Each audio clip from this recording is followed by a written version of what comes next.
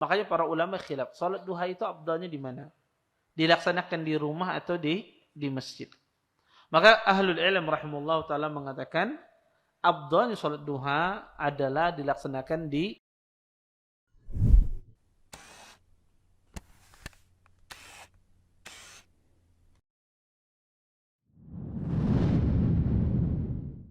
Assalamualaikum warahmatullahi wabarakatuh. Alhamdulillah, nahmaduhu wa nasta'inuhu wa nastaghfiruh wa na'udzu billahi min shururi anfusina wa min sayyiati a'malina. May yahdihillahu fala mudilla lahu wa may yudlil fala hadiya lahu.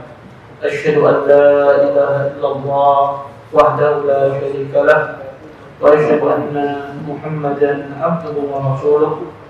فإن أصدق الحديث كتاب الله وخير الهدي هدي محمد صلى الله عليه وسلم وشر الأمور محدثاتها وكل محدثة في الدين بدعة وكل بدعة ضلالة وكل ضلالة في النار أما بعد.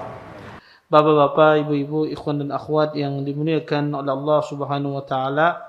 Alhamdulillah, segala puji bagi Allah Subhanahu wa taala dengan limpahan nikmat yang begitu besar, di antaranya nikmat iman, nikmat Islam, nikmat kesehatan, sehingga kita semua diberikan kemudahan oleh Allah Subhanahu wa taala untuk bisa berhadir di majelis ilmu. Mudah-mudahan apa yang kita pelajari, apa yang kita tuntut pada malam hari ini mendatangkan keberkahan dari Allah Subhanahu wa taala dan kita bisa mengambil manfaat dari apa yang akan disampaikan nantinya. Bapak, Ibu, ikhwan dan akhwat yang dimuliakan oleh Allah Subhanahu wa taala, kita lanjutkan kajian kita tentang syarah kitab Al-Muwatta. Kita masih pada pembahasan salatud duha. Salat duha. Pada minggu kemarin kita ambil sebahagian pembahasan tentang muqaddimah yang berkaitan dengan salat duha. Berkata Imam Malik rahimahullahu taala, an Abi Nadhr maula Umar ibn Ubaidillah أن أبا مرة مولى أم هاني بنت أبي طالب أخبره أنه سمع أم هاني بنت أبي طالب تقول ذهبت إلى رسول الله صلى الله عليه وسلم عام الفتح فوجدته يغتسل وفاطمة ابنته تستره بثوب قالت فسلمت فقال من هذه فقلت أنا أم هاني بنت أبي طالب فقال مرحبا بأم هاني فلما فرغ من غسله قام فصلى 8 ركعات ملتحفا في صوب واحد ثم انصرف فقلت له يا رسول الله زعم ابن أمي علي بن أبي طالب أنه قاتل رجلا أجرته فلان ابن هبيرة فقال رسول الله صلى الله عليه وسلم قد أجرنا من أجرت يا أم هاني وذلك duhan. Berkata Imam Malik dari Abi Nadhr maula Umar ibn Ubaidillah, sesungguhnya Aba Murrah maula Ummi Hani binti Abi Talib, beliau memberitakan sesungguhnya beliau mendengar Ummu Hani binti Abi Talib berkata, pada suatu hari saya pergi kepada Rasulullah SAW pada hari penaklukan kota Mekkah atau Amul Fathi, dan saya mendapati Nabi SAW sedang mandi, dan Fatimah anaknya Rasulullah SAW menutupi dengan bajunya, menutupi Nabi SAW ketika mandi dengan bajunya.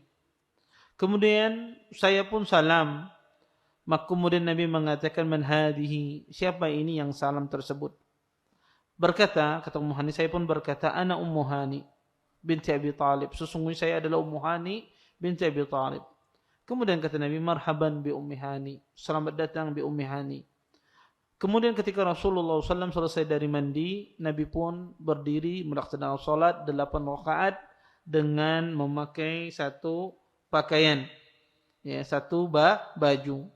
Kemudian Nabi setelah selesai, saya pun mengatakan kepada Rasulullah, wahai Rasulullah, sesungguhnya telah mengaku anak dari ibuku, maksudnya adalah Ali bin Abi Thalib, dia ingin membunuh, ya, ingin memerangi seorang laki-laki yang aku berikan keamanan untuknya, yang aku berikan perlindungan kepadanya, Fulan ibnu Hubairah.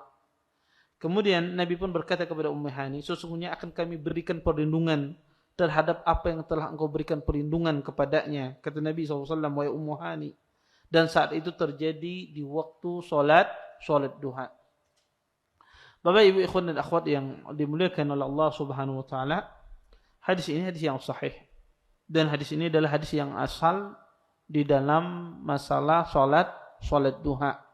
Hadis ini menceritakan ketika penaklukan kota Mekah, Nabi SAW beliau ya datang ke rumah Ummu Hani, kemudian Nabi SAW salat duha 8 rakaat. Maka peristiwa Nabi SAW salat 8 rakaat inilah yang dijadikan dalil oleh Imam Malik rahimahullah taala tentang disyariatkannya salat duha. Ummu Hani ini adalah Fakhitah binti Abi Thalib. Ummu Hani ini adalah saudarinya Ali bin Abi Thalib. Ali bin Abi Thalib radhiyallahu taala anhu, beliau ingin membunuh anaknya Ummu Hani karena masih belum masuk Islam. Ummu Hani, makanya fulan tidak disebutkan di sana. Ummu Hani punya banyak anak. Ya, tidak disebutkan dalam riwayat ini siapa yang dicari oleh Ali bin Abi Thalib. Karena Hubairah itu adalah suaminya Ummu Hani. Disebutkan oleh para ulama fulan ibnu Hubairah. Sebagian ulama mengatakan ini anaknya Hubairah dari istrinya yang lain, bukan dari Ummu Hani. Maka Ummu Hani minta perlindungan untuk anaknya ini, ya, kepada Nabi SAW agar tidak dibunuh oleh Ali bin Abi Thalib. Maka kata Nabi, akan saya berikan perlindungan sebagaimana engkau telah berikan perlindungan wahai Ummu Hani.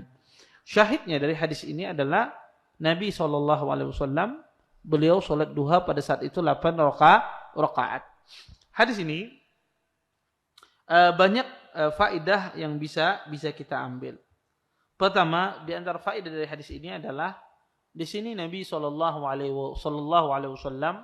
beliau salat duha di rumah, tidak di masjid. Makanya para ulama khilaf, salat duha itu afdalnya di mana? Dilaksanakan di rumah atau di masjid. Maka ahlul ilm rahimahullah taala mengatakan afdalnya salat duha adalah dilaksanakan di rumah. Tapi tidak dilarang kalau seandainya ada orang beristilah datang ke masjid untuk melaksanakan salat duha. Tetapi seutama-utama salat sunnah itu dikerjakan di rumah. Ya. Kemudian di dalam hadis ini juga ya, dijelaskan bahwasanya Nabi SAW salat duhanya 8 rakaat. Berdasarkan hadis ini, sebagian ulama mengatakan salat duha itu paling banyak 8 rakaat. Dan ini pendapat Malikiyah, mazhab Maliki. Makanya beliau membawakan hadis ini di dalam kitab Al-Muwatta. Bahwasanya salat duha itu paling banyak 8 rakaat. Sebagian ulama berpandangan salat duha itu paling banyak 12 rakaat. Dan ini mazhab Hanafi. Iya, mereka berkeyakinan salat duha itu paling banyak 12 rakaat. Sebagian lagi mengatakan tidak ada batasannya. Salat duha itu tidak ada batasannya.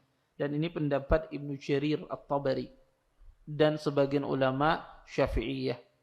Wallahu taala alam, dari 3 pendapat ini, ya, pendapat yang mengatakan tidak ada dari sisi dalil lebih kuat. Kenapa? Karena Nabi SAW beliau pernah salat, ya, kemudian ya salat duha, ya, kata Nabi SAW, Nabi SAW pernah ditanya tentang salat duha, ya.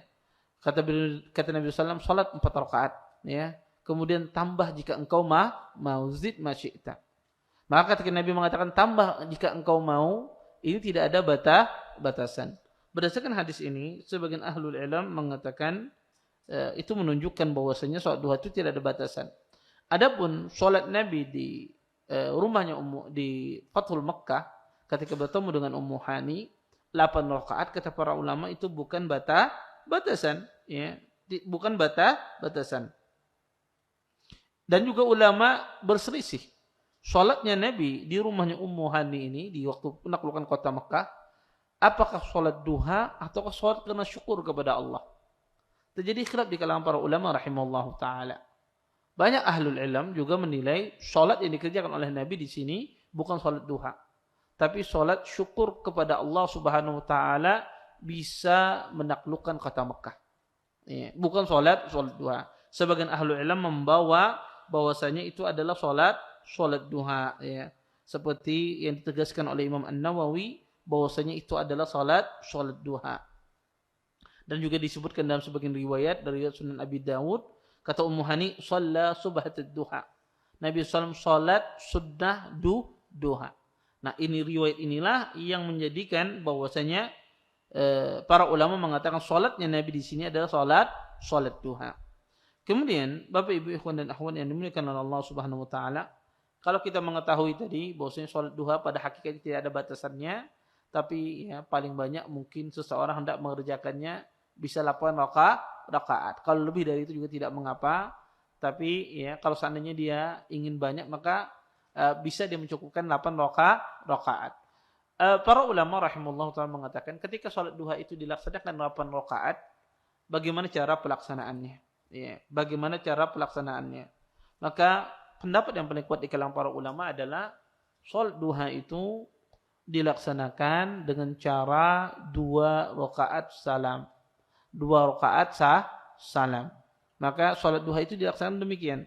2 rakaat salam, 2 rakaat salam. Ya, kenapa? Karena ya, ahlul ilm mengatakan bahwasanya salat malam seperti salat siang seperti salat malam. Kata Nabi, salatul lail masna. Salat malam itu 2-2. Maka seperti itu pula kata para ulama salat siang. Maka dilakukan ya 2 rakaat salam. Kemudian ya, sunnahnya ketika kita melaksanakan salat duha ini, sunnahnya dibacakankah panjangannya? Ayatnya dibacakankah ataukah diringankan? Ketika kita melaksanakan salat duha, bacanya surah Al-Baqarah kah apa qul huwallahu ahad? Ya. Maka kata para ulama rahimallahu taala, sunnahnya adalah salat duha itu dipanjangkan, ya. Sunnahnya salat duha itu panjangkan, ya. Dalilnya apa? Perbuatan sahabat Nabi SAW dan juga perbuatan Aisyah. Dikatakan bahwasanya Abu Dzar yusalli duha fayutiluha. Sahabat yang mulia Abu Dzar radhiyallahu taala anhu, beliau salat duha beliau memanjangkannya. Seperti pula Aisyah radhiyallahu taala anha, beliau salat duha dan beliau memanjangkan bacaannya. Adapun hadis ini, hadis Ummu Hani ini yang kita bacakan tadi, Nabi salat duha 8 rakaat sebentar. Kata para ulama, ini karena penaklukan kota Mekah, Amul Fathi. Karena Nabi disibukkan dengan penaklukan kota Mekah. Makanya Nabi SAW di dalam hadis ini salat duha cuma ringan karena disibukkan dengan penaklukan kota Mekah. Kemudian di dalam hadis ini tidak disebutkan apa yang dibaca oleh Nabi di 8 rakaat tersebut ketika beliau salat duha. Apa yang dibaca oleh Rasulullah sallallahu alaihi wasallam? Para ulama rahimahullah taala berselisih. Ya, adakah surah tertentu dibaca di waktu salat duha? Sebagian ulama mengatakan membaca surah wasyamsi wadduhaha dan juga surah ad-duha. Sebagian ulama mengatakan dibaca surah Al-Kafirun dan juga surah Al-Ikhlas. Tetapi sebetulnya tidak ada riwayat yang sahih dalam masalah ini. Maka baca surah apa saja. Tidak ada surah khusus yang dibaca di waktu salat duha. Baca surah apa saja. Kemudian, Bapak Ibu ikhwan dan akhwat yang dimuliakan oleh Allah Subhanahu wa taala, salat duha ini ya, kalau tertinggal apakah dia qadha? Salat duha kalau kita ketinggalan apakah kita qadha? Orang yang terbiasa melaksanakan salat duha apakah dia mengqadha'nya? Dan ini juga khilaf di kalangan para ulama rahimahullahu taala. Pendapat yang paling rajih, salat duha kalau ketinggalan tidak diqadha. Kenapa? Karena tidak ada contohnya dari Nabi SAW. Beliau pernah meninggalkan salat duha, tidak pernah beliau qadha. Maka kata para ulama, pendapat yang paling kuat adalah tidak perlu diqadha. Karena mengqadha salat itu harus berdasarkan dalil. Dan tidak ada Nabi SAW pernah mengqadha salat duha. Maka kalau ketinggalan tidak perlu diqadha. Ini tentu bagi orang yang sering melaksanakan salat duha. Adapun yang kada pernah sama sekali, ini kada perlu lagi mengqadha. Kada pernah sembahyang salat duha. Tidak perlu dia mengqadha. Ya. Ya. Taib.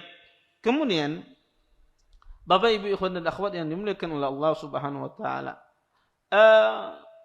Salat duha ini kata para ulama rahimallahu taala dilakukan juga di waktu safar. Di hadis Ummu Hani ini Nabi SAW safar dari kota Madinah ke kota Mekkah. Beliau melaksanakan salat duha. Ini kata para ulama dalil bahwasanya Nabi SAW melaksanakan salat duha di waktu safar. Maka kata para ulama salat duha ini juga dikerjakan di safar sebagaimana dilakukan oleh Nabi SAW ketika beliau berjalan menuju dari kota Madinah menuju kota Mekkah. Maka salat duha ini kata ahlul ilm dikerjakan juga di waktu safar. Kemudian para ulama rahimahullahu taala mengatakan bahwasanya salat duha ini ya kata para ulama rahimahullahu taala ketika dia tidak diqadha baik itu di waktu safar dan di waktu muqim, tetapi salat duha ini kata para ulama sebagai pengganti salat witir bagi orang yang terlewatkan dari melaksanakan salat witir. Ya, disebutkan Nabi SAW beliau pernah tidak salat witir. Akhirnya pun Nabi qadha di waktu pagi dengan 12 rakaat. Maka salat duhanya diubah menjadi 12 rakaat. Makanya kalau Anda ketinggalan salat witir 3 rakaat biasanya tidak sempat salat malam, maka diganti dengan duhanya 4 rakaat digenapkan. Kalau salat witirnya 5 rakaat, maka diganti salat duhanya 6 rakaat. Kalau biasanya salat witirnya 1 rakaat, biasanya maka diganti dengan 2 rakaat. Semacam itu. Ya. Seseorang mengganti salat duhanya. Kemudian Bapak Ibu ikhwan dan akhwat yang dimuliakan oleh Allah Subhanahu wa taala. Di dalam hadis ini Nabi SAW ketika salat duha beliau salat sendirian. Padahal di situ ada Fatimah radhiyallahu taala anha. Para ulama rahimallahu taala mengatakan, apakah salat duha ini dilaksanakan sunnahnya dilaksanakan secara berjamaah atau tidak? Para ulama khilaf. Ya. Apakah salat duha ini sunnahnya dilaksanakan secara berjamaah atau tidak? Ahlul ilm mengatakan bahwasanya salat duha ini secara asal dilaksanakan sendiri-sendiri. Salat duha ini secara asal dilaksanakan sendiri-sendiri. Tidak dilaksanakan berjamaah. Sebagaimana yang dilakukan oleh Nabi dalam hadis ini, Rasulullah SAW beliau melaksanakan salat duha secara sendiri. Iya. Tetapi bagaimana hukumnya kalau seandainya ada orang melaksanakan secara berjamaah? Boleh apa tidak? Maka kalau itu dalam bentuk kadang-kadang dan juga dalam bentuk pembelajaran atau ada maslahat dia melakukan tersebut, maka ini tidak mengapa. Tapi kalau ini menjadi rutinitas setiap hari dan seterusnya, maka ini kata para ulama bisa membawa ini adalah menyelisih sunnah Nabi SAW. Dan ini tidak boleh dilakukan kalau dijadikan rutinitas. Seperti kadang-kadang itu seperti apa Ustaz? Seperti misalnya dalam bentuk pembelajaran. Anda mengajari anak-anak TK, SD, ayo salat duha. Ya, kemudian salat berjamaah dicontohkan oleh gurunya. Ya, merutinkan anak-anak salat duha berjamaah di masjid dalam rangka memberikan pembelajaran. Atau istri atau suami misalnya mengajak istrinya salat duha. Kena minangal hibana beribadah misalnya. Kemudian dia ajak istrinya untuk salat duha berjamaah dalam rangka untuk membiasakan. Maka ini tidak mengapa. Tetapi kalau itu dijadikan rutinitas, seseorang melaksanakan salat duha terus berjamaah, maka ini tentu menjadi sunnah Nabi sallallahu alaihi wasallam. Dan salat duha ini kata para ulama rahimahullah taala ketika dilaksanakan secara berjamaah misalnya apakah dikeraskan ataukah dipelankan? Maka kata para ulama rahimahullahu taala, salat duha itu dipelankan walaupun dilaksanakan secara berjamaah. Maka suaranya dipelankan. Dan asalnya salat sunnah itu semuanya dilaksanakan sendiri-sendiri kecuali salat sunnah tertentu saja yang dilaksanakan secara berjamaah. Di antaranya apa? Salat sunnah yang dilaksanakan secara berjamaah, salat tarawih, salat tahajud pernah dilakukan Nabi berjamaah, salatul istisqa, salat khusuf, Ya, maka ini dilaksanakan berjamaah. Salat jenazah ini dilaksanakan berjamaah. Adapun selain itu salat sunnah semuanya dilaksanakan sendiri ya. Salatul Idain juga dilaksanakan secara berjamaah. Kemudian Bapak Ibu ikhwan dan akhwat yang dimuliakan oleh Allah Subhanahu wa taala, di dalam hadis ini disebutkan bahwasanya Nabi sallallahu alaihi wasallam beliau salatnya 8 rakaat. Kata para ulama rahimallahu taala, kalau orang ingin salat duha banyak 8 rakaat atau 6 rakaat, bolehkah dia salat duhanya itu tidak sekaligus dia cicil? Dia cicil misalnya 2 rakaat jam 9. Kemudian nanti jam 11 2 rakaat pulang. Kemudian nanti jam setengah 12 2 rakaat lagi. Dia cicil semacam itu. Tidak langsung sekaligus ya. Tidak di satu waktu. Boleh apa tidak? Jawabannya boleh.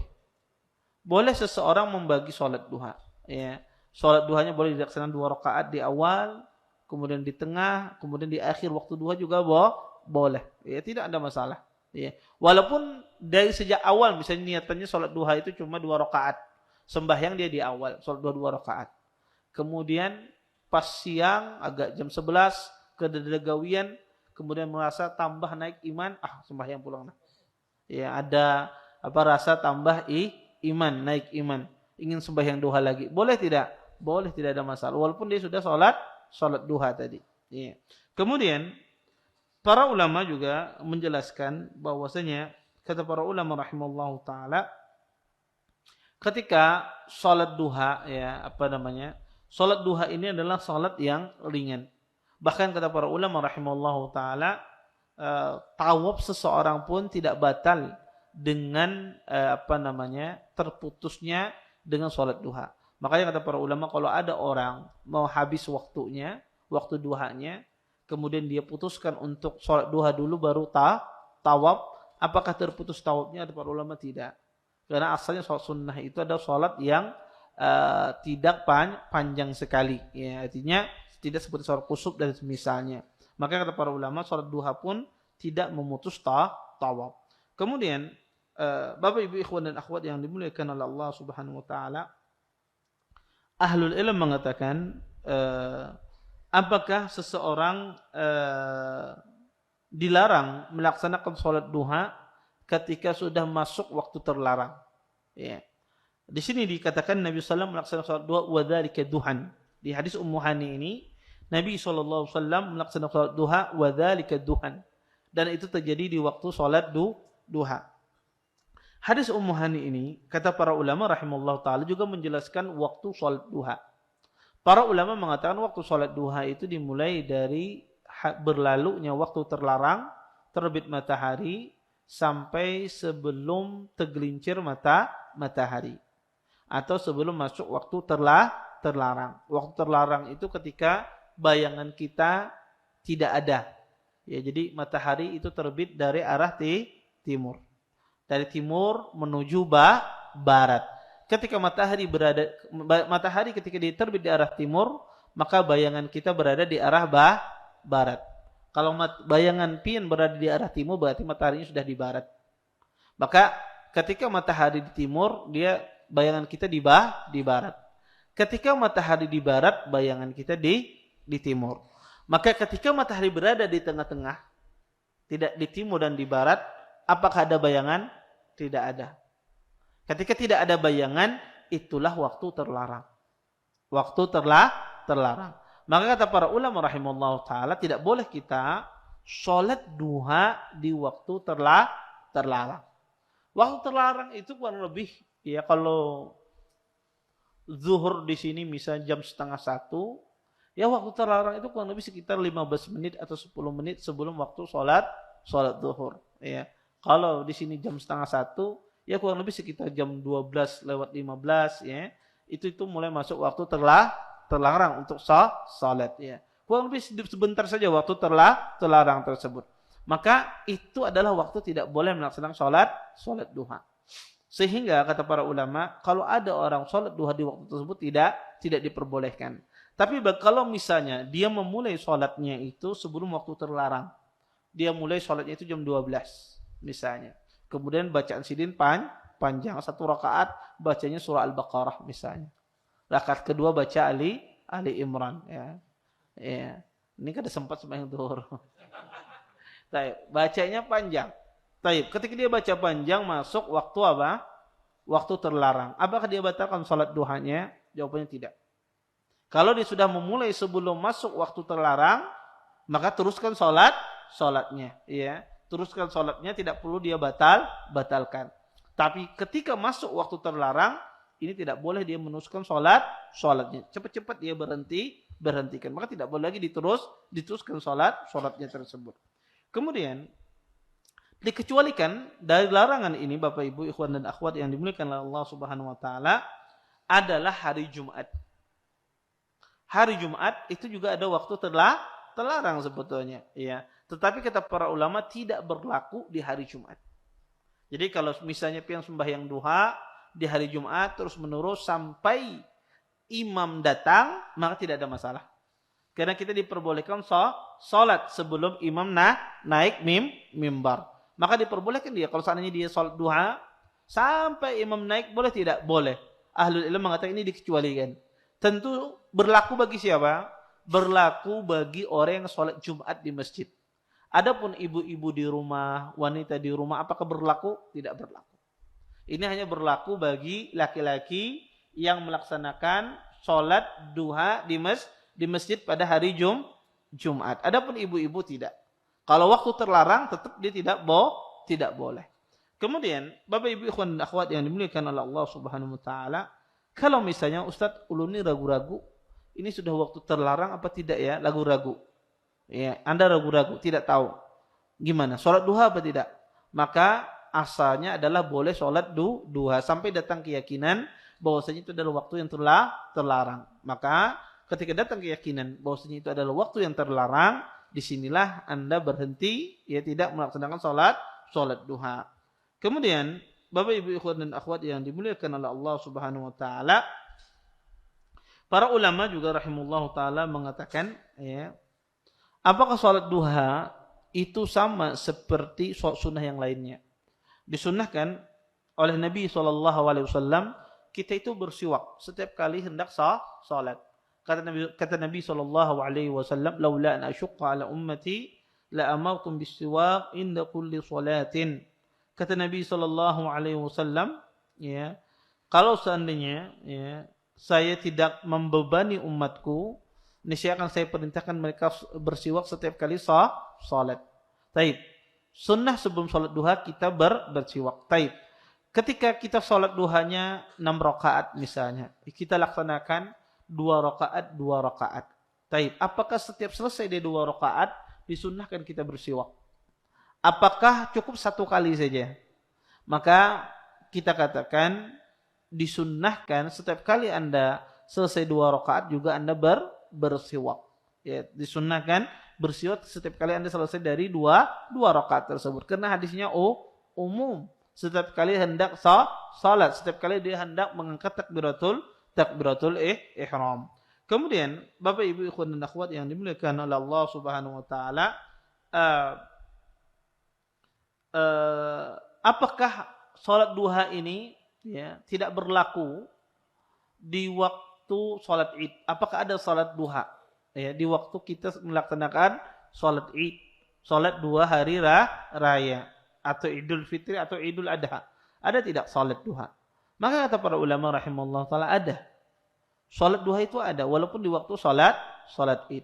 Boleh dilaksanakan sebelum salat Id, boleh dilaksanakan setelah salat Id, dan afdhalnya dilaksanakan setelah salat Id. Kebanyakan orang beranggapan kalau sudah hari raya, masuk hari raya atau salat hari raya, tidak ada salat duha. Tidak, salat duha itu ada.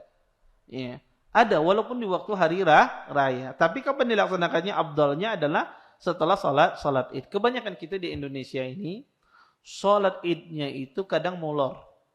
Ya, tidak sholat langsung pas bolehnya waktu sholat.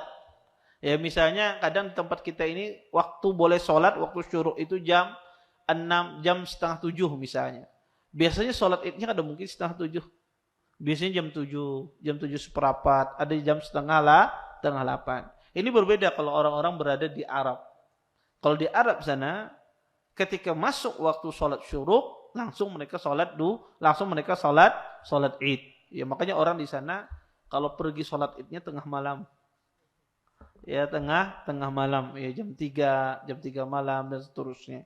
Ya, karena habis subuh nunggu waktu syuruk langsung sholat. Ya. Kalau di sini biasanya di tempat kita menunggu jamaah dulu. Ya. Ya, kalau kita berdahulu sembahyangnya, maka jamaah ya biasanya ribut ya. Kenapa cepat sekali ya? Maka kata para ulama rahimahullah taala, salat duha itu dilaksanakan setelah setelah kita melaksanakan salat Id afdalnya. Taib. Kemudian Bapak Ibu ikhwan dan akhwat yang dimuliakan oleh Allah Subhanahu wa taala, di dalam hadis ini juga Nabi SAW ketika didatangi oleh Ummu Hani, Nabi SAW bertanya. Kata Nabi SAW, "Man hadhihi?" Siapa ini? Kemudian dijawab oleh Ummu Hani, "Ana Ummu Hani." Kata para ulama, faedahnya adalah sunnah. Seseorang itu kalau ditanya maka dijawab dengan jelas. Jangan kada dijawab. Ketika ditakuni, ya siapa? Siapa yuk? Ya ini kalau di HP biasanya penipu kayak gitu.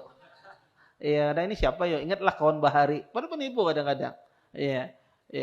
Maka ini sebetulnya sunnahnya demikian. Kalau kita ditanya siapa ini, ketika menjawab jangan kada dijawab. Dijawab, apalagi mengetuk pintu orang, dan itu adabnya. Ummu Hani ketika ditanya oleh Nabi, "Man hadhi?" langsung beliau jawab Ummu Hani. Maka jangan juga antum menjawab sesuatu yang tidak jelas. Siapa antum? Amat siapa ini?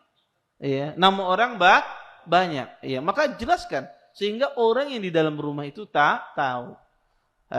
Dia ketika dia buka pintu berarti dia betul-betul ridha tentang kehadiran antum. Kemudian di sini juga Rasulullah SAW ketika menyapa Ummu Hani dengan mengatakan marhaban bi ummi Hani. Kata para ulama rahimallahu taala, bolehkah seseorang itu ketika bertemu tidak langsung memulai salam? Di sini Nabi SAW langsung mengatakan marhaban bi ummi Hani. Maka kata para ulama boleh. Ya, tetapi afdalnya adalah dimulai dengan assalamualaikum, kemudian kita katakan marhaban, selamat datang, selamat pagi. Tetapi pada asalnya boleh, ya. Walaupun afdalnya adalah dimulai dengan salam. Kemudian Bapak Ibu ikhwan dan akhwat yang dimuliakan oleh Allah Subhanahu wa taala, di dalam hadis ini juga menjelaskan bagaimana baktinya Fatimah radhiyallahu taala anha kepada bapaknya. Bagaimana di sini Fatimah ya menjaga auratnya Nabi SAW agar tidak tersingkap dengan ditutupi. Ya, ini menunjukkan bagaimana baktinya beliau kepada Rasulullah SAW. Kemudian juga di dalam hadis ini menjelaskan bagaimana ya sifat ya pemaafnya Rasulullah SAW. Ya, sampai disebutkan di dalam sebuah hadis bahwasanya kata Nabi ketika Nabi menaklukkan kota Mekah, bagaimana orang Mekah itu berbuat kepada Nabi SAW, maka Nabi SAW mengatakan barang siapa yang masuk ke rumahnya Abu Sufyan, maka dia menjadi aman, kata Nabi SAW. Pada Abu Sufyan kita tahu ya tokoh ya orang kufar Quraisy saat itu. Tetapi Nabi SAW beliau maafkan. Maka Nabi itu terkenal dengan sangat memberikan maaf ya kepada musuh beliau. Termasuk dalam hal ini, ketika Ummu Hani meminta perlindungan untuk anak suaminya, maka Rasulullah SAW memberikan perlindungan. Dan ini menggambarkan bagaimana akhlaknya Rasulullah SAW. Kemudian kita lanjutkan hadis berikutnya. An Ibn Shihab, an Urwah ibn Zubair, an Aisyah radhiyallahu taala anha qalat, ma ra'aitu Rasulullah sallallahu alaihi wasallam yusalli subhat ad-duha qat wa inni la usabbihuha wa in kana Rasulullah sallallahu alaihi wasallam la yada'ul amal wa huwa yuhibbu ay ya'mala bihi khasyatan ay ya'mala bihi an-nas fayufradu alaihim. Dari Ibnu Syihab, dari Urwah Ibnu Zubair, dari Aisyah radhiyallahu taala anha, beliau berkata, saya tidak pernah melihat Rasulullah sallallahu alaihi wasallam beliau melaksanakan salat duha, dan sesungguhnya aku, kata Aisyah, melaksanakannya. Dan Rasulullah sallallahu alaihi wasallam kadang meninggalkan sebuah amalan dan beliau ingin mengerjakan amalan tersebut tetapi beliau tinggalkan karena takut ya manusia mewajibkan untuk mengerjakan amalan tersebut. Bapak Ibu ikhwan dan akhwat yang dimuliakan oleh Allah Subhanahu wa taala, hadis ini juga menjelaskan kepada kita tentang masalah masyru'iyah disunnahkannya melaksanakan salat duha. Di sini Aisyah radhiyallahu taala anha mengatakan Rasulullah sallallahu alaihi wasallam aku tidak pernah melihat Nabi salat duha. Maka kata para ulama, Aisyah di sini menghukumi apa yang beliau lihat. Menghukumi apa yang beliau lihat. Di sini Aisyah mengatakan, aku tidak pernah melihat Nabi SAW salat duha. Di sini beliau menghukumi apa yang beliau lihat. Bukan beliau berdusta, tidak. Tetapi beliau apa yang beliau ketahui Nabi tidak salat duha. Dan itu wajar. Kadang ada sebagian hal tidak diketahui oleh Aisyah radhiyallahu taala anha. Sebagaimana dicontohkan ya banyak. Di antaranya misalnya ketika Aisyah mengatakan, ya, barang siapa yang mengatakan Nabi pernah kencing berdiri, kata Aisyah, faqad kadzib, sungguh dia telah dusta, maksudnya telah salah. Kenapa? Karena kata Aisyah Nabi tidak pernah kencing berdiri. Kata para ulama rahimallahu taala, Aisyah menghukumi apa yang dia lihat. Dan wanita kebanyakan berada di rumah. Dan Aisyah tidak tahu apa yang terjadi di luar. Dan Nabi SAW, ya, para sahabat Nabi banyak bermuamalah dengan Nabi di luar rumahnya. Ya, makanya kata para ulama di sini bukan artinya dilarang orang kencing berdiri. Aisyah cuma menjelaskan apa yang beliau ketahui. Tapi dijelaskan oleh sahabat apa yang tidak diketahui oleh Aisyah. Ya. Sebab itu pula dalam masalah ini. Dan ini adalah waktu duha. Dan waktu duha itu biasanya Nabi SAW keluar dari rumahnya.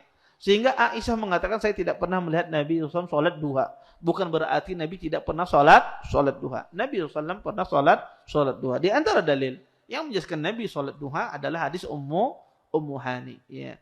Oleh karena itu ada kitab bagus ya, Istidrakat Aisyah. Ya. Istidrakat itu adalah seseorang ya dia mengomentari ya terhadap sebuah pendapat akibat ketidaktahuannya. Ya. Ada punya Syekh Sulaiman As-Sunayyan, itu bagus sekali. Beliau menjelaskan istidrakat Aisyah ala Abi Hurairah. Istidrakat Aisyah ala sahabah. Aisyah radhiyallahu taala anha termasuk sahabat Nabi istri Nabi sallallahu alaihi wasallam yang paling banyak istidrak. Ya, istidrak itu artinya dia mendapati sahabat berfatwa demikian, kemudian dia lihat itu salah, Nabi pernah mengerjakannya, itu istidrak namanya. Ya, membenarkan apa fatwa yang salah. Maka Aisyah radhiyallahu taala banyak sekali, ya, makanya ditulis dalam sebuah buku. Dan itu menunjukkan bahwasanya sahabat Nabi sallallahu alaihi wasallam, bahkan istri Nabi sendiri kadang tidak mengetahui suatu masalah. Apalagi masalah itu adalah masalah laki-laki, ya kadang tidak diketahui oleh Aisyah. Sebaliknya, ketika ada masalah berkaitan dengan masalah wanita, juga tidak diketahui oleh para sahabat. Aisyah yang mengetahuinya. Kemudian, ya, di sini juga dijelaskan bahwa Nabi SAW meninggalkan sebuah amalan takut untuk diwajibkan. Ketika Nabi meninggalkan sebuah perbuatan takut untuk diwajibkan, menunjukkan perbuatan tersebut bukan ditinggalkan, tapi tetap dilaksanakan. Tapi Nabi meninggalkan itu ada hajat karena takut diwajibkan, sebagaimana sholat tarawih ditinggalkan oleh Nabi SAW karena takut diwajibkan. Ya, takut para umatnya mewajibkan. Seperti itu pula Nabi SAW ingin memerintahkan setiap kali orang mau sholat bersiwak, takut untuk diwajibkan. Maka bukan berarti ditinggalkan, tapi tetap dilaksanakan. Kemudian, Bapak Ibu ikhwan dan akhwat yang dimuliakan oleh Allah Subhanahu wa taala, kita ambil satu hadis lagi. Berkata Imam Malik rahimahullahu taala, an Zaid bin Aslam an Aisyah radhiyallahu taala annaha kanat tusalli ad-duha 8 raka'at thumma taqul law nushira li abawayya ma taraktuha.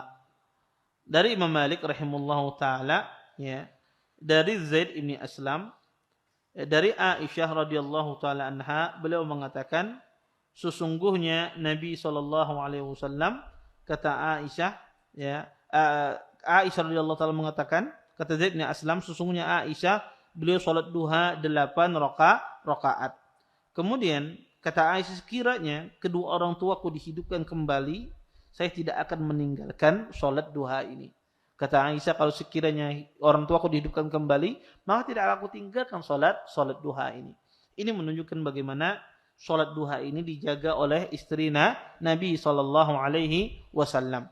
Kemudian, Bapak Ibu ikhwan dan akhwat yang dimuliakan oleh Allah Subhanahu wa taala, di sini ada permasalahan.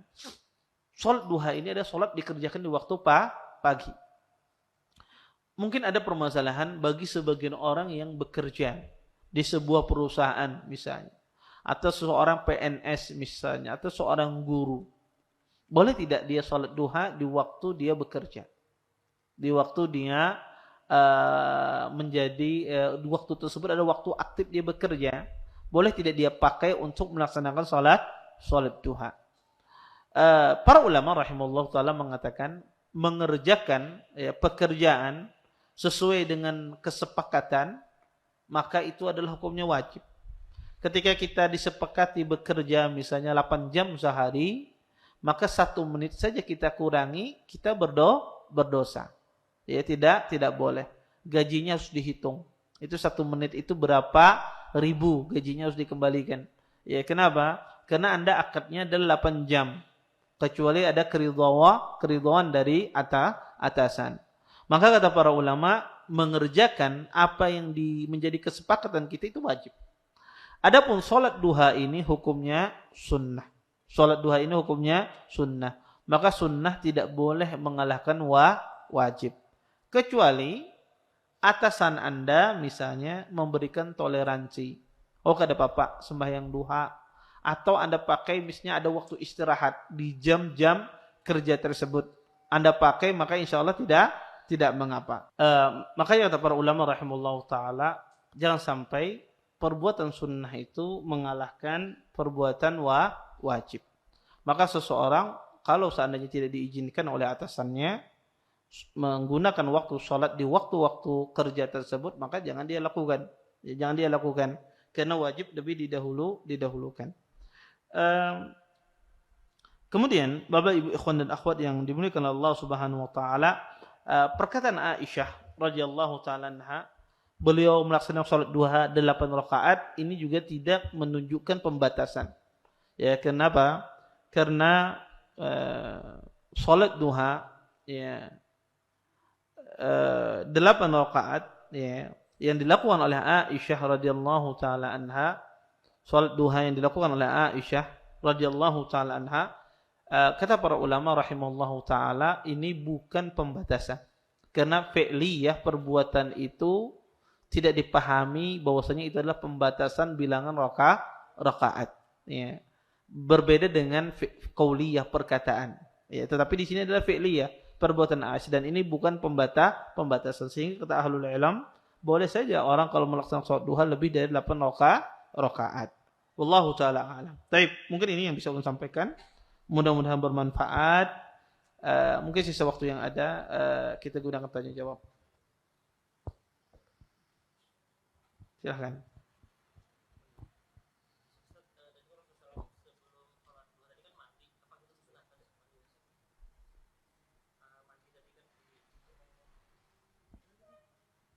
Iya. Iya.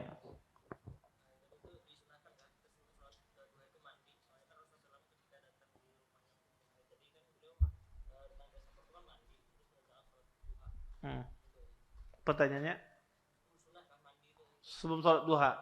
Tidak, ya, tidak ada dalil secara khusus ya mengatakan bahwasanya sunnah mandi sebelum sholat duha. Tapi yang dilakukan oleh Nabi SAW itu adalah sesuatu yang wajar karena beliau datang dari safar. Ya, beliau datang dari safar. Ya, maka wajar seseorang ketika datang dari safar mandi. Ya, wallahu taala alam. Taib, ada lagi yang lain? Enggak.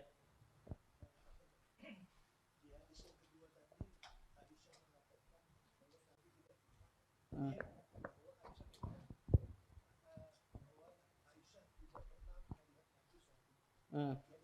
Hmm.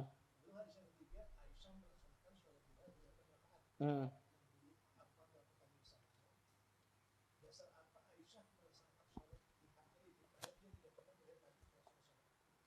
Iya.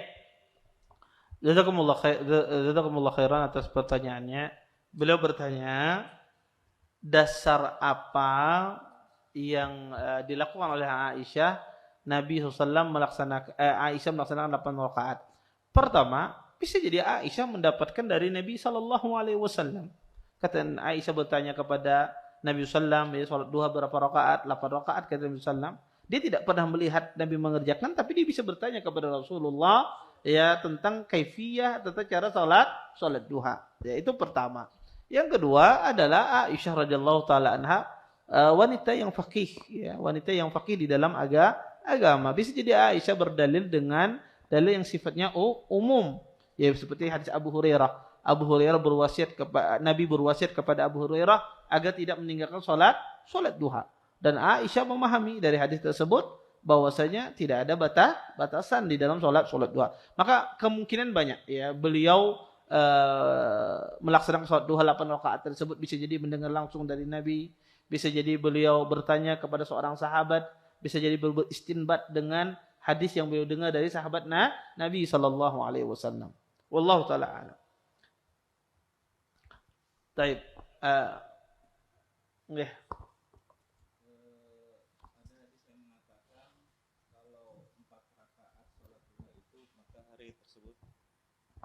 Ada hadis yang mengatakan kalau mengerjakan sholat duha 4 rakaat maka akan dicukupi pada hari tersebut. Apakah hadis tersebut sahih? Terus kalau sahih apa makna dicukupi itu tersebut? Jazakallah. Ya, jazakumullah khair atas pertanyaannya ya. Ya, hadis itu dihasankan oleh sebagian ahlul ilm. Ya. Man shalla 4 rakaat awwalun nahar akfi akhirahu, atau seperti itu hadisnya. Barang siapa salat duha di awal pagi hari 4 rakaat, ya salat di awal pagi 4 rakaat, maka saya mencukupkan di akhirnya, ya. Maka tentu dicukupkan di sini adalah pertama dia akan ya dijamin oleh Allah Subhanahu wa taala rezekinya, dijaga oleh Allah Subhanahu wa taala dirinya, maka Allah menjaganya. Kemudian Allah menjamin rezekinya pada hari tersebut. Itu yang dimaksudkan. Ya ukaffi akhirahu, artinya Allah Subhanahu wa taala menjamin semuanya hari tersebut, ya. Dari rezekinya, keamanannya, ya. Kemudian juga diberikan taufik oleh Allah Subhanahu wa taala. Itu yang dimaksudkan. Hadis ini memang dipresisikan sebagian ulama menghasankan hadis tersebut.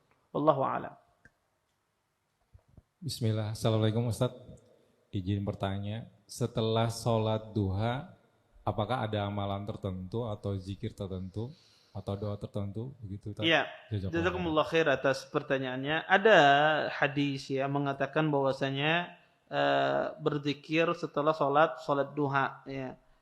Tetapi hadis tersebut ya hadis yang lemah, ya, dilemahkan oleh para ulama rahimallahu taala, ya, tentang zikir tertentu ya setelah salat duha. Yaitu hadis Allahumma ighfirli wa tub alayya innaka antat tawwabur rahim.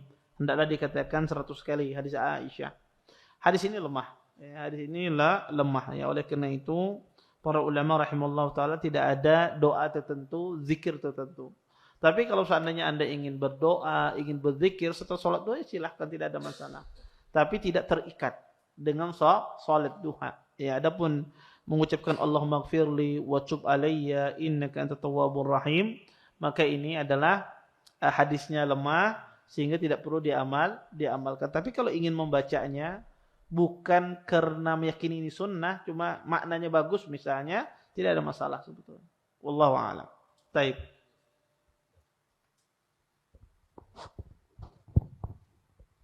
Ya Ustadz, sehubungan pertanyaan tadi, kami pernah membaca kitabnya Imam Ghazali, tapi sebelum kami ke sunnah waktu itu, katanya semakin rajin kita salat duha, itu rezeki semakin lancar. Apa memang ini ada hadisnya juga Ustadz? Kemudian, jadi beliau itu salatnya 12 rakaat terus di kitab itu.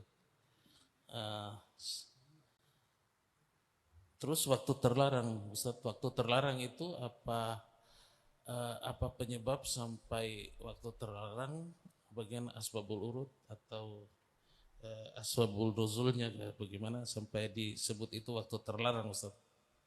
Bagaimana penjelasannya? Terus salat Id, kan kita Indonesia sering terlambat tadi.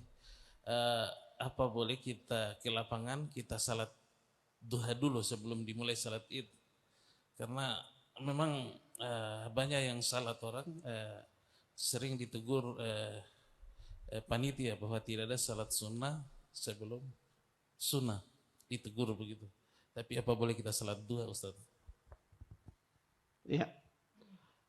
Jazakumullah khair atas pertanyaannya tentang masalah kenapa, apakah betul sholat duha itu melancarkan rezeki? Maka pertama, seseorang melaksanakan amal ibadah apa saja dari perbuatan kesalehan, ketakwaan kepada Allah, amal soleh, maka itu salah satu sebab seorang itu dimudahkan rezekinya oleh Allah Subhanahu Wa Taala. Termasuk dalam hal ini adalah sholat duha. Karena salah satu bentuk seseorang itu dimudahkan rezeki oleh Allah Subhanahu Wa Taala dengan amal saleh. Ya, disebutkan dalam ayat, faqultu astaghfiru rabbakum innahu kana ghaffara yursilis samaa 'alaikum midrara wa yumdidkum bi amwalin wa banin. Kata Nabi Nuh alaihissalam, ya, sesungguhnya aku mengatakan kepada kaumku, hendaklah kalian meminta ampun kepada Allah, sesungguhnya Allah itu Maha Pengampun. Dialah yang mengirimkan hujan. Di sini Imam Hasan Al-Basri mengatakan salah satu sebab seseorang itu dimudahkan rezeki oleh Allah adalah dengan banyak dia meminta ampun kepada Allah, dengan banyak dia beramal saleh, khususnya dalam masalah beristighfar. Maka seseorang ketika sholat, di situ ada doa istighfar, minta ampun kepada Allah Subhanahu Wa Taala. Maka ini tentu memudahkan rezeki seseorang. Makanya seseorang itu kalau dia ingin dimudahkan rezekinya, tidak hanya dia lakukan sebab-sebab duniawi, tapi sebab-sebab ukhrawi juga dilakukan, menyambung tali silaturahim, kemudian memperbanyak beribadah, bertakwa kepada Allah Subhanahu Wa Taala, maka Allah akan mudahkan rezeki. Makanya kalau kita sudah bertakwa kepada Allah Subhanahu Wa Taala, maka enggak perlu pusing antum memikirkan rezeki itu datang dari mana. Ya, wa may yattaqillaha yaj'al lahu makhraja. Barang siapa bertakwa kepada Allah, maka Allah berikan bagi dia jalan keluar. Sebetulnya banyak cerita, tapi sebetulnya saya tidak ingin menyebutkan, tapi dan itu saya yakini betul, orang yang betul-betul meminta kepada Allah Subhanahu Wa Taala itu pasti diberikan Allah jalan keluar. Dan ini banyak kasus, banyak sering mahasiswa kadang-kadang itu, ini kasus sebagian mahasiswa. Kadang itu mereka tidak mampu untuk membayar sewaan rumah mereka. Mahasiswa yang kuliah di Madinah, kadang yang S2, S3 itu enggak, kadang-kadang mereka tidak mampu untuk membayar sewaan rumah mereka. Gajinya 800 real, sewaan rumahnya 1000 real satu bulan. Tidak sanggup, tidak sanggup. Tapi subhanallah, kadang-kadang Allah tuh karim. Allah itu yang membuka rezekinya dari arah yang tidak sangka-sangka. Kadang-kadang 1 hari, 2 hari sebelum datang penagih kontrakan rumah, kadang-kadang itu, kadang ada orang yang memberikan bantuan. Tanpa enggak tahu siapa. Kadang uangnya pas dengan bayar kontrakan rumah semacam itu.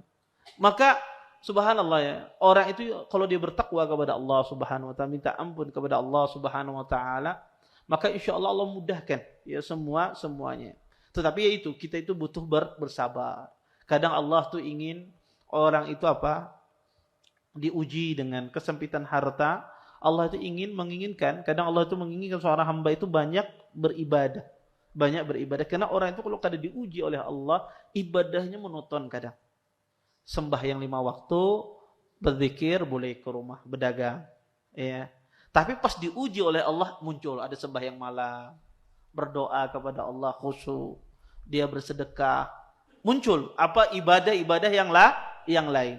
Makanya dengan ujian tersebut, karena Allah ingin cinta sama hamba ini, maka Allah uji hamba tersebut sehingga muncul banyak ibadah. Kadang orang itu ibadahnya monoton, pokoknya wajib aja sudah, insya Allah masuk surga aja, kan kayak itu. Ada sebagian orang demikian, yang penting wajib, insya Allah masuk surga aja. Ya, yang jadi nabi aja, yang orang minum khamar Allah Maha Pengampun. Kadang-kadang sebagian orang itu apa? Rajanya lebih besar, pengharapannya lebih besar, ya. Sehingga ibadah-ibadah sunnah mungkin jarang dia kerjakan, tapi pas diuji oleh Allah dengan ujian macam-macam, ya, dia diuji rezeki, diuji dengan penyakit dan seterusnya. Maka muncul dia ibadahnya, hatinya mulai khusyuk berdoa kepada Allah. Dia banyak berzikir, banyak bertasbih, ya, yang asalnya mungkin dulu sembahyangnya apa? Mungkin ya di jamaah kedua terus, pas ada ujian di saf pertama terus. Ada macam-macam orang demikian. Maka muncul dengan ujian tersebut banyak ibadah. Maka salat duha tadi yang disebutkan di hadis tadi adalah Nabi SAW mengatakan bahwasanya saya akan mencukupi di akhirnya, kata Allah. Itu salah satu juga bukti bahwasanya salat duha itu juga mendatangkan rezeki seseorang. Kemudian yang kedua adalah masalah tentang kenapa dinamakan salat terlarang. Karena Nabi SAW sendiri yang melarangnya. Disebutkan dalam hadis Nabi SAW, hadis Uqbah bin Amir, kata Nabi, salasu sa'at kan Rasulullah yanhana anis salah. Ya, 3 waktu yang Nabi SAW melarang kami untuk salat. Di antaranya disebutkan bahwasanya hina tatlu'u syams bazighatan hatta tartafi wa hina yakumu qa'imu dhahira hatta tamila syams. Kata Uqbah bin Amir, yaitu ketika matahari berada di tengah sampai dia tergelincir. Jadi kenapa dinamakan waktu terlarang? Nabi sendiri yang menamakannya. Kemudian yang ketiga, boleh tidak kita salat idnya, salat duhanya berdahulu di lapangan misalnya, sambil menunggu salat id? Sebetulnya boleh. Tetapi kalau itu menimbulkan fitnah, maka jangan. Ada rame-rame orang sembahyang duha 2 rakaat. Bingung orang, ini tahiyat lapangan kah apa? Orang bertanya-tanya. Ya, ketika ada apa? Orang sholat sunnah. Kalau itu menimbulkan fitnah, maka tidak perlu, ya. Saya pernah. Saya ini bukan sholat duha, tapi karena kelupaan. Keluar dari rumah dulu, ya. Ini kejadiannya mungkin sekitar 10 tahun yang silam lah. Sholat di lapangan. Ya, dulu nggak ada, masih belum ada masjid-masjid sunnah lah. Sholat di lapangan, ya. Saya ini kepikiran pas datang lapangan ma'ampar sejadah, kepikiran masjid. Akhirnya sembahyang. Ingat tahiyatul masjid. Ya, dan baru keterima di Madinah gitu loh. Orang sampai saya nanya, Ustaz, ini sholat kenapa pulang? Ya saya jujur ya, anak lupaan tadi, kira ini tahiyatul masjid tadi. Kadang subhanallah, kadang orang lupa gitu ya, keluar dari rumahnya kemudian sholat tahiyatul, mikirnya tahiyatul masjid ya. Maka itu salah satu contoh ya, bisa menimbulkan fitnah ya. Kalau seandainya menimbulkan fitnah ya nggak usah ya. Sholatnya nanti setelah selesai sholat id, dan di rumah, jangan di lapangan juga. Ya, sholatnya juga di rumah, itu lebih baik. Wallahu a'lam. Baik. Ada yang betul enggak? Ustaz, tadi kan sholat duha hari Jumat tuh boleh sampai khatib sebelum naik. Nah, itu bolehlah kita niatkan sekalian yang sholat menunggu imam itu dapat 2 keutamaan itulah. Bisa diulangi sedikit lagi pertanyaannya? Kan sholat duha boleh waktu hari Jumat, boleh dilaksanakan selama khatib belum naik. Nah kan ada hadis juga yang sholat sunnah menunggu imam naik khutbah itu, kalau kita niatkan keduanya tuh boleh lah Ustaz? Boleh. Beliau menanyakan boleh nggak sholat tatawwu mutlak ya, menunggu imam dengan niat sholat duha digabungkan? Boleh. Karena itu hakikatnya ada sholat apa saja dikerjakan, maka bisa dimasukkan di sana dalam sholat duha, maka tidak mengapa. Ya. Maka boleh digabungkan 2 sholat tersebut. Wallahu a'lam. Baik. Ini ada pertanyaan, Ustaz. Apakah ada hadis supaya menyediakan makanan? Apakah ada hadis supaya menyedikitkan makan? Sebetulnya ada hadisnya secara umum, sulusun li ta'amihi wa sulusun li syarabihi. Ya, seseorang itu makan sepertiga untuk minumannya, sepertiga untuk lambungnya, sepertiga untuk udaranya. Maka tentu hadis ini dipahami bahwasanya orang itu ada hadis larangan untuk memenuhi perut. Ya, perut itu dipenuhi, itu dilarang oleh Nabi SAW. Sarwi ibnu Adam, kata Nabi SAW, sejelek-jelek tempat anak Adam adalah dia penuhi perutnya dengan makanan. Tetapi tidak dipahami di sini bahwasanya makan sedikit tidak. Tapi yang dimaksudkan dalam hadis ini adalah seseorang makan yang berlebihan. Kalau seseorang makannya sewajar-wajarnya maka tidak mengapa, tidak tercela. Ya. Dan tentu masing-masing orang beda-beda makannya. Ada orang gemuk makannya banyak. Ya, menurut dia itu sedikit. Ada orang yang kurus kering ya makannya sedikit. Ya. Menurut dia itu sudah banyak. Maka macam-macam. Yang penting adalah dalam masalah makan itu jangan berlebihan. Insya Allah kalau kada berlebih-lebihan tidak timbul penyakit dan juga tidak kegemukan. Jadi kalau kegemukan berarti termasuk saya ini. Berarti banyak makan. Ya. Taib. Izin bertanya Ustaz. Pertanyaan, kalau kita punya anak sambung, apakah ada hak anak sambung tersebut? Jazakallahu khairan. Anak sambung ini apa? Saya pernah dikritik. Apa anak sambung ini? Pemahaman anak sambung. Anak tiri. Anak bawaan dari suami. Atau istri membawa dari suami dulu. Itu anak sambung. Iya. Pemahaman saya demikian, tapi saya pernah dikritik orang tentang masalah hak-hak anak sambung ini. Taib, beliau menanyakan, ya, apakah ada hak-hak anak sambung? Hak anak sambung tentu ya, kalau ya seorang suami membawa anak ya dari istri lain, maka tentu istri dia ini adalah tentu sudah menjadi mahram bagi dia. Ya, wala tankihu manakah abaukum minan nisa'i illa ma qad salaf. Kata Allah, janganlah engkau menikahi itu adalah apa yang telah dinikahi oleh bapakmu dari para wanita. Artinya ibu-ibu itu adalah mahram bagi seorang anak sambung. Maka berlaku hukum kemahraman. Taib. Apakah ada haknya? Tentu ada hak secara umum. Haknya apa? Itu dididik, ya, dididik. Karena Anda ada seorang istri, maka kewajiban Anda berkhidmat kepada suami Anda. Termasuk berkhidmat kepada suami adalah membantu mendidik anak-anaknya, walaupun itu bukan anak kita. Maka itu diantara ya hak-haknya anak juga dididik. Karena itu bagian dari Anda berkhidmat kepada suami Anda. Ya, Anda punya suami, tentu seorang suami bahagia kalau anaknya dididik oleh istrinya. Dan selain itu adalah hak-hak kemahraman. Adapun hak di dalam memberikan nafkah dan semisalnya, kalau seandainya hak anak sambung itu dibawa oleh istri misalnya, maka apakah suami wajib memberikan nafkah kepada anak sambung tersebut? Tidak wajib. Ya, tidak wajib. Tapi yang wajib dia memberikan nafkah kepada istrinya, ya, kepada istrinya. Tetapi ya hendaknya seorang berbuat ihsan, berbuat baik kepada ya anak istrinya. Sebagaimana istrinya mau dia menjadi istri bagi Anda, maka hendaklah seseorang berbuat baik juga kepada ya anak istrinya. Karena yang memberikan nafkah kepada anak sambung tersebut siapa? Suami istrinya yang terdahulu. Ya. Maka dia yang wajib. Ya, ketika terjadi perceraian, dapat anak, maka ayah terdahulu itu wajib memberikan nafkah, bukan ayah yang baru, tapi ayah terdahulu. Karena itu adalah anaknya. Sedang ini bukan anaknya, maka wajib dia memberikan nafkah. Tidak bercerai kadang memberikan nafkah, ada wajib memberikan nafkah itu sampai anak itu sudah tidak perlu diberikan nafkah. Baik. Bismillah, izin bertanya Ustaz. Saat kita sholat sendirian membaca bacaan sholat dengan lirih, apakah boleh di tengah membaca sambil mengambil dan membuang nafas? Anda wajib membaca bacaan layaknya membaca Quran yang dilarang mencuri nafas? Iya, ikhtilas itu tidak boleh, membaca mencuri nafas itu tidak boleh. Kalau dia mencuri nafas, ya maka hendaknya dia berhenti kemudian ulangi. Kalau dia berhenti bukan pada wakafnya atau berhenti bukan tidak sempurna maknanya, maka hendaknya dia berhenti kemudian dia ulangi ayat tersebut dari ayat yang sempurna. Maksudnya dari makna yang sempurna. Adapun mencuri nafas ya tidak boleh di dalam membaca. Maka beruntung ya orang punya nafas yang panjang itu, Masya Allah. Bismillah, izin bertanya Ustaz. Hukumnya bagaimana Ustaz jika ada teman ulun yang menjuluki Ustadz Imam Bukhari, siapa yang judulnya?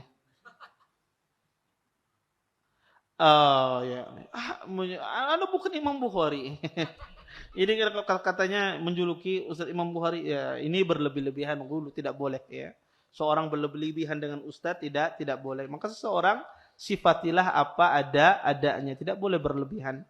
Ya, dan itu membawa kepada hal-hal yang tidak baik. Baik. Assalamualaikum, izin bertanya soal izin duha ke atasan tadi. Jika kita digaji oleh pemerintah, apakah cukup minta izin ke atasan di instansi kita bekerja atau tidak boleh? Maka sesuai dengan aturan. Urupnya seperti apa? Urupnya bagiannya bolos atau yang lain. Ini urup yang salah. Ya. Maka kalau urupnya boleh di perusahaan itu izin 5 menit, 10 menit, ya, waktu istirahat boleh, maka tidak ada masalah. Wallahu ta'ala alam, saya nggak tahu PNS ini apakah ada istirahatnya di jam kerja. Saya rasa ada ya. Sebelum zuhur. Ada. Kalau ada sebelum zuhur, laksanakan itu sebelum zuhur. Ya. Karena itu masih boleh melaksanakan sholat duha. Yang penting sebelum waktu terlarang. Taib.